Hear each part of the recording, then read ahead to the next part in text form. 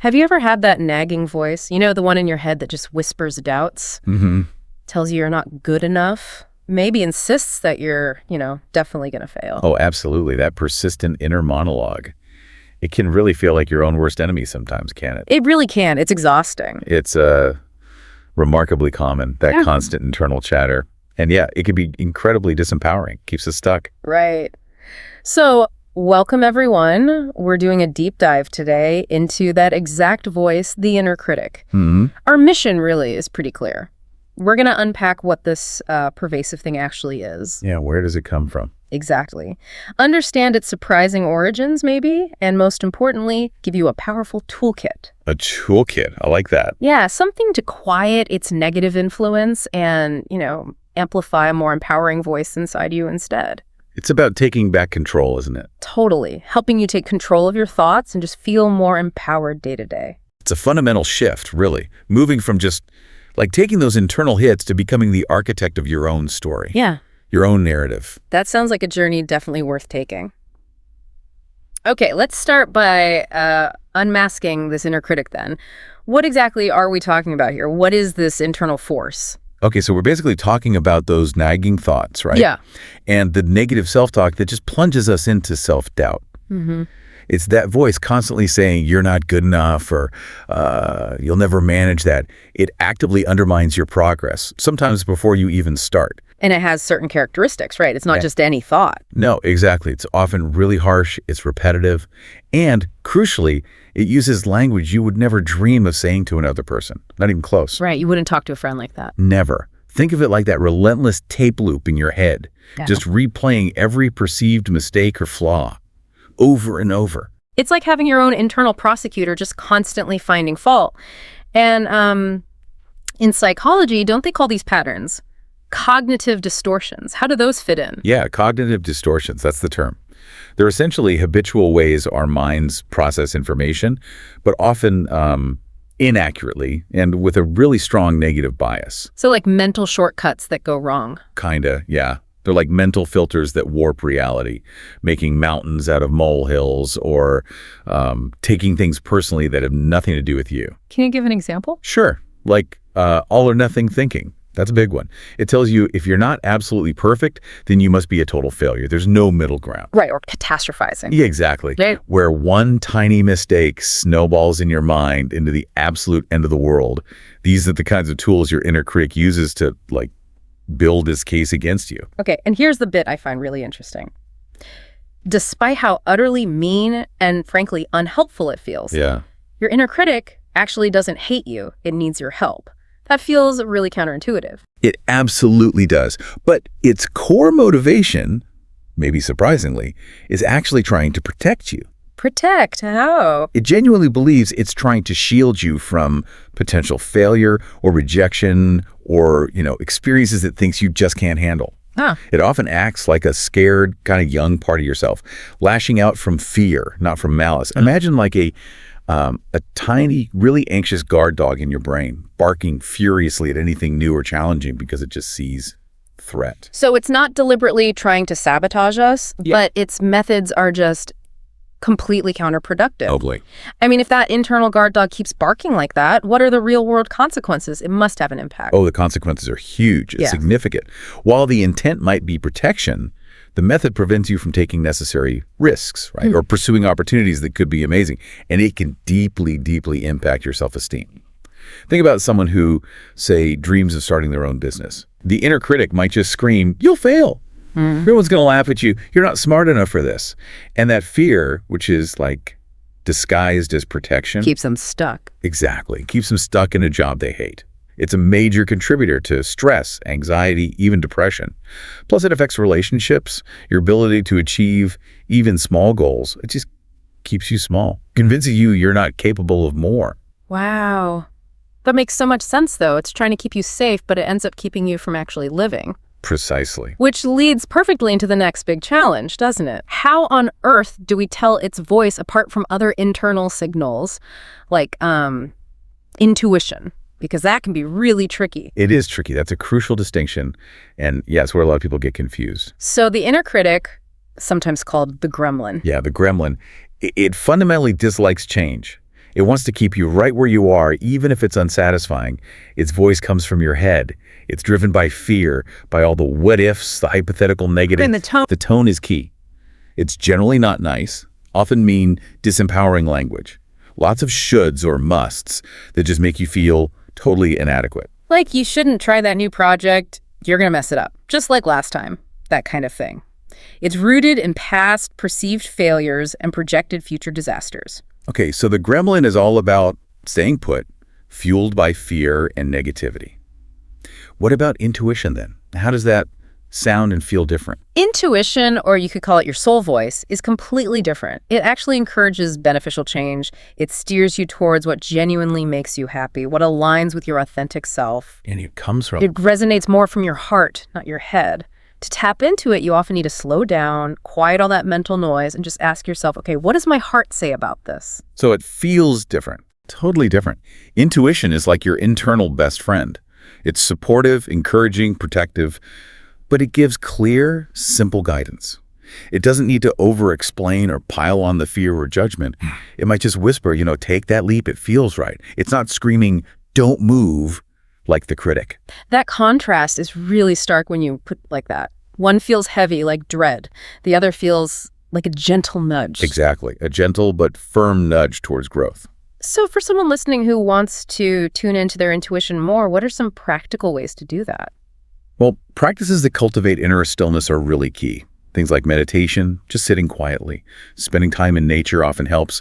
Reflective journaling, too. They're all great ways to quiet that incessant chatter from the critic. Right. And allow your intuition's wisdom to actually surface. These aren't quick fixes, mind you. It takes consistent practice to build that ability to tell the voices apart. Okay, consistency is key. And what's really fascinating, as you mentioned, is that these critical voices aren't set in stone. They can change. Yes. They can absolutely change. It's not overnight. Like we said, it's a process. But it's possible. So if we can learn to recognize the critic and tune into our intuition, what's the third voice we're aiming to cultivate here, the one we want to amplify? That would be the inner coach. Think of it as building an internal mentor. Okay, the inner coach. Yeah, this is that positive, encouraging voice. It champions your growth, emphasizes your strengths, offers constructive feedback without judgment, and motivates you to see challenges as opportunities. Opportunities to learn, not just potential failures. So the goal isn't necessarily to completely silence the critic. Yeah. Because that sounds hard. It's incredibly difficult, maybe impossible to silence it completely, and maybe not even the goal. Instead, it's about learning to manage its influence, to turn down its volume, essentially. And at the same time, amplify the supportive, growth-oriented voice of your inner coach. It's really a shift from self-criticism towards self-compassion and self-support. And that shift ultimately leads to, greater success and well-being, both personally and professionally. Okay, building on that, let's pivot to the how, the really actionable stuff. We've talked about what the critic is, how to maybe distinguish it. Now, what are some core strategies for actually managing it and transforming it? Right, the practical tools? Well, a foundational strategy, one that's often kind of misunderstood, is practicing self-compassion. Self-compassion. It sounds a bit soft. It sounds soft, but it's incredibly powerful. It's not about letting yourself off the hook or making excuses. It's more like the anti-fragility strategy for your mind. Okay, explain that. It just means treating yourself with the same kindness, the same understanding, the same patience you'd offer a good friend who is struggling. Right. So when things go wrong, instead of launching into harsh self-criticism, I'm such an idiot, you acknowledge your feelings. You remind yourself, hey, everyone makes mistakes. This is tough, but I can handle it. And studies back this up. Absolutely. Yeah. Studies show that far from being self-indulgent, people who practice self-compassion actually show greater confidence, more motivation, and improved performance. Why? Because they're not paralyzed by the fear of beating themselves up if they fail. They learn faster from mistakes because they don't get stuck in shame. That reframe is so important. It's not weakness, it's actually strength, being your own ally. Okay, what else can we actively do? Another absolutely critical step is just becoming aware. You need to identify your triggers. The critic loves operating in the shadows, so you got to bring it into the light. How do you do that? Start noticing when you're being self-critical and what situations or maybe people or even specific feelings consistently trigger that voice. Journaling can be a really powerful tool here. Tracking the patterns helps you see connections you might otherwise miss. Like you might realize, wow, my critic always flares up right before I have to give a presentation or every time I get feedback from that one person. Okay, so awareness and triggers. Then what? Once you notice it happening, what's the next step to kind of disarm it in the moment? You challenge the negative thoughts directly. Remember, the critic thrives on unchallenged assumptions. Facts are like its kryptonite. Okay, facts. So ask yourself, is this thought actually based on facts or is it just an assumption, an old story? Is it realistic or am I blowing this out of proportion? Confront it with evidence from your past successes, your skills, even just common sense. And reframing helps too. Definitely. Practice reframing those negative thoughts into more positive or at least neutral ones. It reduces their power. So instead of, I'm terrible at this, maybe try, okay, this is challenging and I'm learning as I go. Makes sense. What about things like mindfulness? Yes, engaging in mindfulness or meditation regularly is huge. It helps you observe your inner critic's negativity without getting totally caught up in it. It creates a bit of distance, a calmer mental space. Right, you see the thought but don't have to be the thought. Exactly. And importantly, especially if these patterns feel really deep or persistent, don't hesitate to seek support. A therapist, a coach, support groups, they can offer personalized strategies and guidance. Yeah, sometimes you need that outside perspective. Definitely. Sometimes these patterns are so deeply ingrained, they almost feel like part of who we are. And that's when professional guidance can provide tailored insights and tools you might not discover on your own.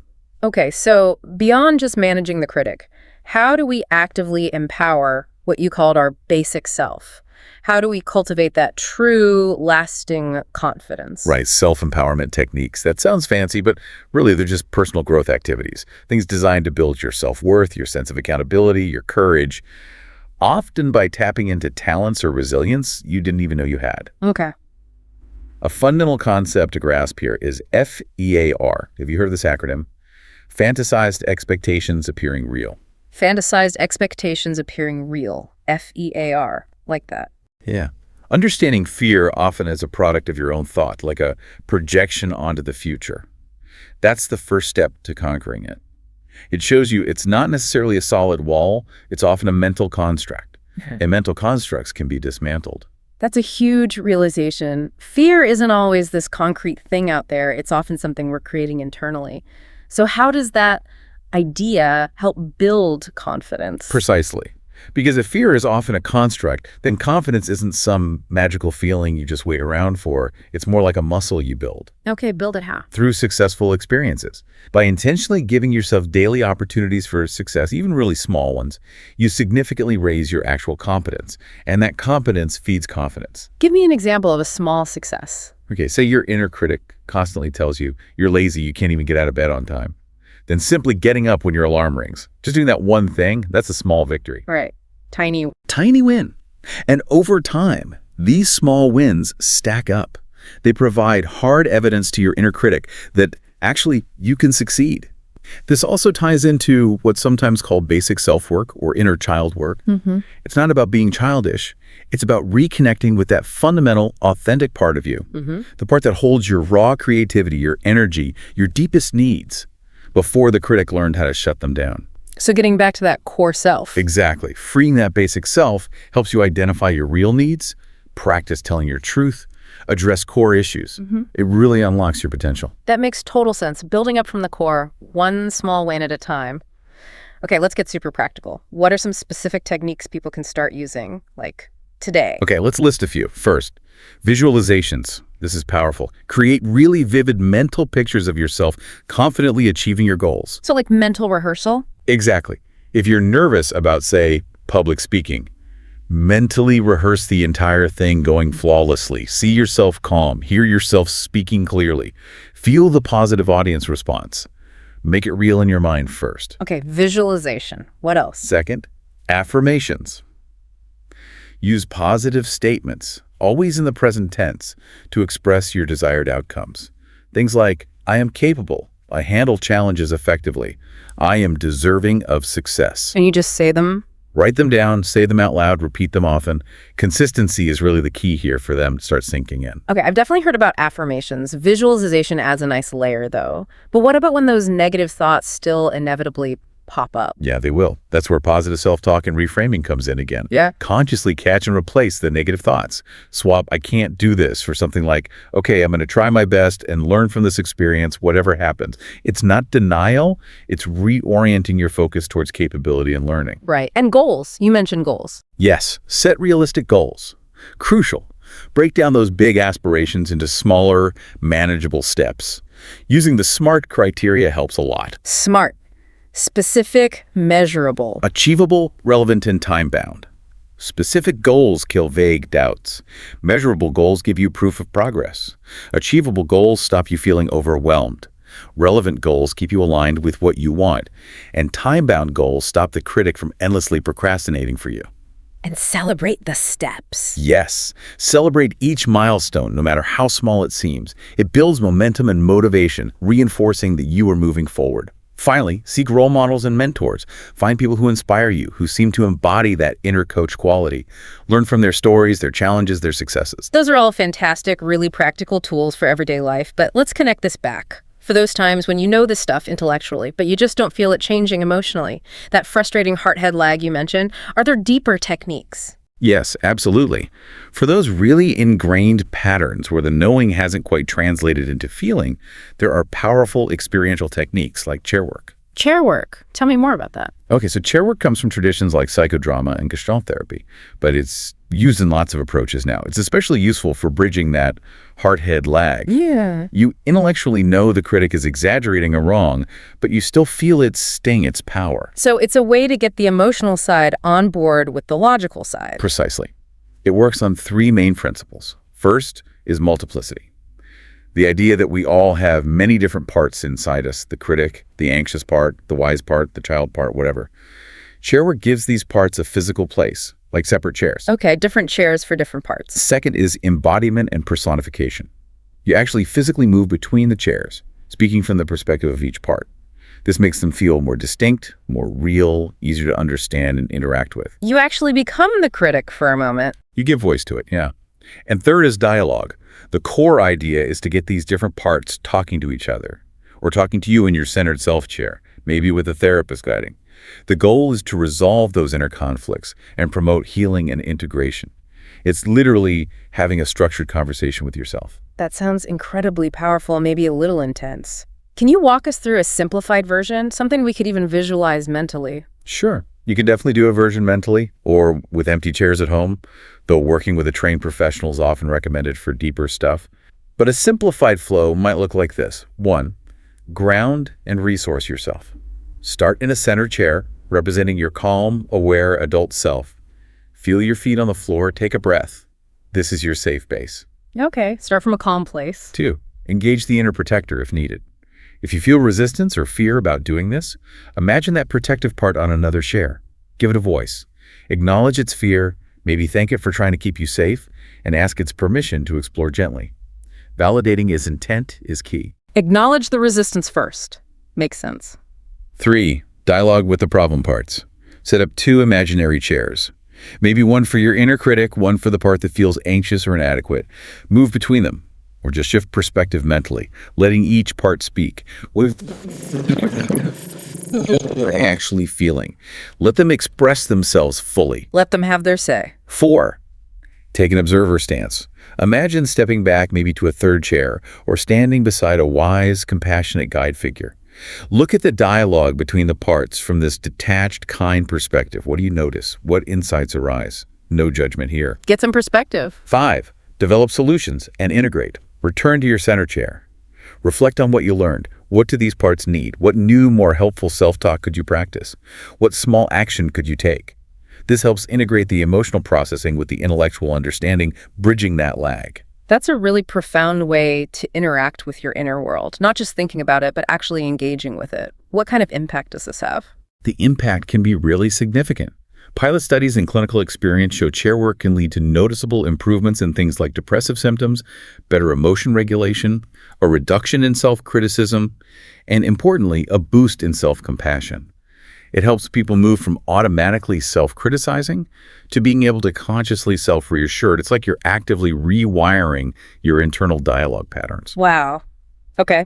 So we've covered a lot today. We've navigated the complex landscape of this inner critic, from understanding its, well, protective but misguided intentions to telling it apart from your intuition and, importantly, cultivating that inner coach. And we explored a whole range of strategies, too, from daily things like affirmations and challenging thoughts, all the way to the deep impact of self-compassion and even innovative techniques like chair work. So if there's one key lesson from this whole journey, what would you say it is? I think the key lesson is truly profound. Your inner dialogue isn't just some random background noise. It is actively, constantly shaping your reality. It's limiting what you even believe is possible for yourself. Right. It sets the boundaries of our world in a way. Exactly. And so by actively engaging with it, by working to transform this internal conversation, you're not just quieting a negative voice. You are stepping into your power. You're becoming the empowered author of your own life story. It really is about claiming your internal narrative, isn't it? It absolutely is. And remember, this is a continuous journey. It's ongoing self-discovery, ongoing transformation. So keep exploring these ideas. Keep practicing the techniques that resonate with you. Your inner champion, that inner coach, is really waiting to rise up and lead the way. That's a great way to put it. So as you, our listener, go about your day after this, maybe consider this provocative thought. Think about a dream, or maybe a goal, that your inner critic has consistently shut down, called it too risky or impossible or not for you. What would it look like if you approached that specific fear, not as a command you have to obey, but maybe as a scared part of you that's simply asking for your attention, asking for your reassurance? How might your journey unfold if you brought self-compassion and just a willingness to explore rather than immediately retreating when that particular inner voice pipes up? Something to think about.